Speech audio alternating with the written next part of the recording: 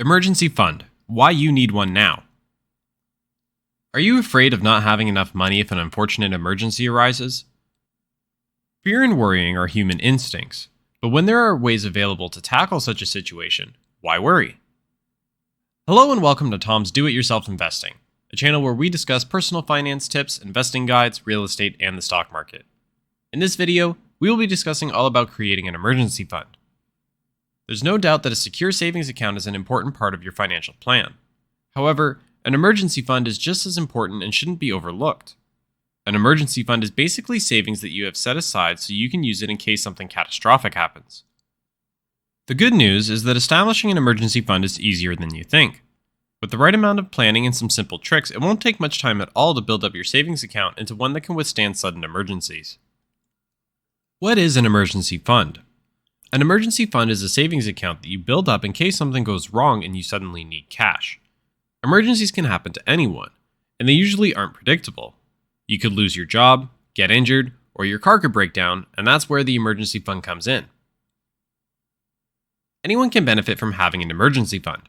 It's important to have savings set aside in case you ever need extra cash, whether it's a few $100s or a few $1,000s. Emergencies could happen to anyone, so it's important to always have enough money saved to cover unexpected expenses. Why you need an emergency fund. A good reason for why you should have an emergency fund is so you can protect your finances. Emergencies can happen at any time, and if you don't have an emergency fund to fall back on, you might have to borrow money from someone at a high interest rate. This could put you in a worse financial situation in the long run. When unexpected events happen, it's good to know you have enough cash on hand to cover the cost. An emergency fund will also give you peace of mind by knowing that you have enough savings set aside to handle any unforeseen circumstances. Another reason why you need to have an emergency fund is to prevent getting into debt. Some people get into debt to pay for emergencies such as medical bills or car repairs. Having a healthy amount of savings can help you out of debt. How much do you need in an emergency fund?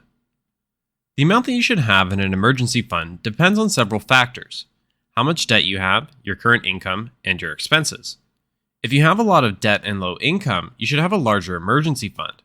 On the other hand, if you have a stable income and little to no debt, you might be able to get away with less. Experts recommend having at least 3 to 6 months of living expenses saved up into your emergency fund. However, if you have a lot of debt or low income, you should aim for having as much as 12 months worth of living expenses saved in your emergency fund. You might be wondering how you can save up thousands of dollars in a short period of time.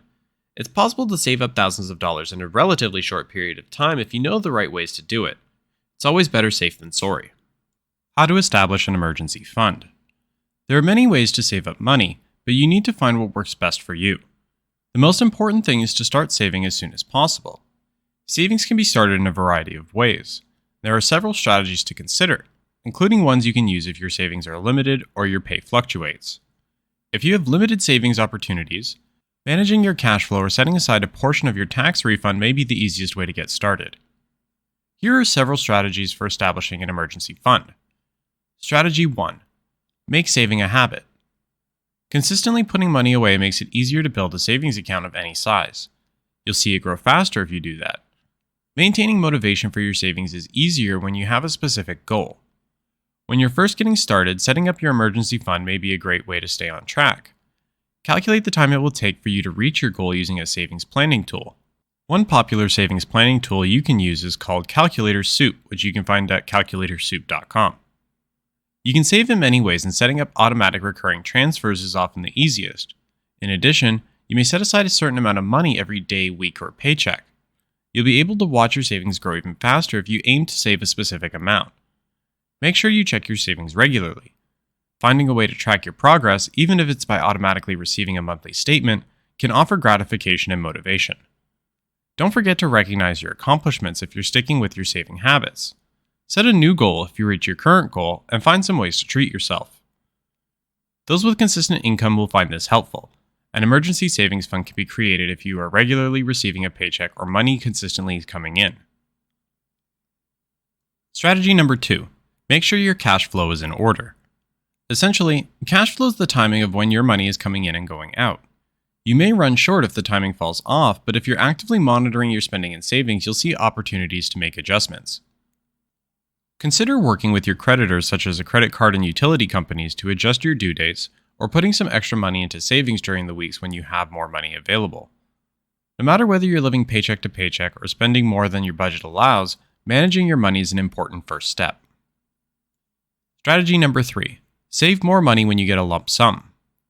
There may also be times during the year when you receive a large amount of money.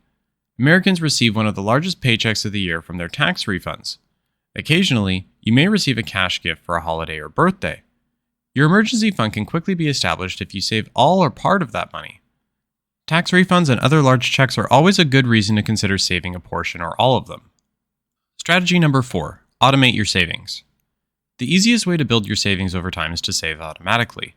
You can do this by setting up automatic transfers from your checking account to your savings account through your bank or credit union. It's up to you how much and how often to contribute, but once you've set it up, you'll be saving consistently. If you have insufficient funds in your checking account at the time of the automatic transfer, you may incur overdraft fees. Set up automatic notifications or calendar reminders to help you stay mindful. Once again, you can decide how much and how often to transfer funds between accounts, but make sure the money is coming into your account. It can always be adjusted if your situation or income changes. Strategy number 5. Employers can help you save. Your employer can also help you save automatically. You may also be able to split your paycheck between a checking account and a savings account, in addition to employer-based retirement contributions. Check with your employer if you can divide your paycheck between two accounts if you receive your paycheck through direct deposit.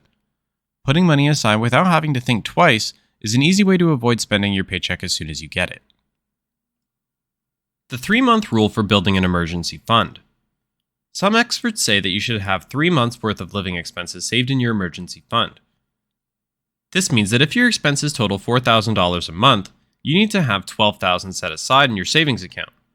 Some people say that you should have 6 months' worth of living expenses saved into your emergency fund. Others say you should have 12 months' worth of living expenses saved up. The main difference between these 3 rules is the time frame. They all have the same goal: to have enough money saved up in your savings account to cover all of your expenses for at least 3, 6, or 12 months. The 3-month rule for building an emergency fund is recommended for people who just started working. If you just found a job and you're receiving a salary, it's best to have 3 months' worth of living expenses saved up in your emergency fund. This way, you will have enough money to cover all of your expenses if something happens and you lose your job. The 6-month rule for building an emergency fund is recommended for people who have been working for a few years. If you've been working for a few years and you don't have an emergency fund, you should start saving as soon as possible. Having 6 months' worth of living expenses saved up in your emergency fund is a good rule of thumb. The 12-month rule for building an emergency fund is recommended for people who have been working for a long time and have the ability to save a lot of money. Having 12 months' worth of living expenses saved in your emergency fund is a good way of being extra cautious. Where should you keep the emergency fund?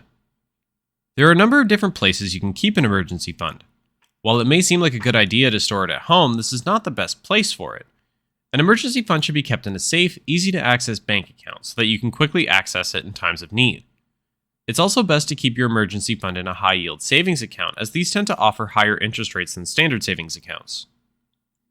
When should you use the emergency fund? The emergency fund is a savings account that you can access in case of an unexpected expense. If you have a car accident, are diagnosed with cancer, or lose your job, you will be able to use your emergency fund to pay for medical bills and other expenses. Having an emergency fund allows you to avoid borrowing money from friends or family members and prevents you from going into debt. You should not use the emergency fund on leisure activities, as the name suggests. You are saving it for an emergency.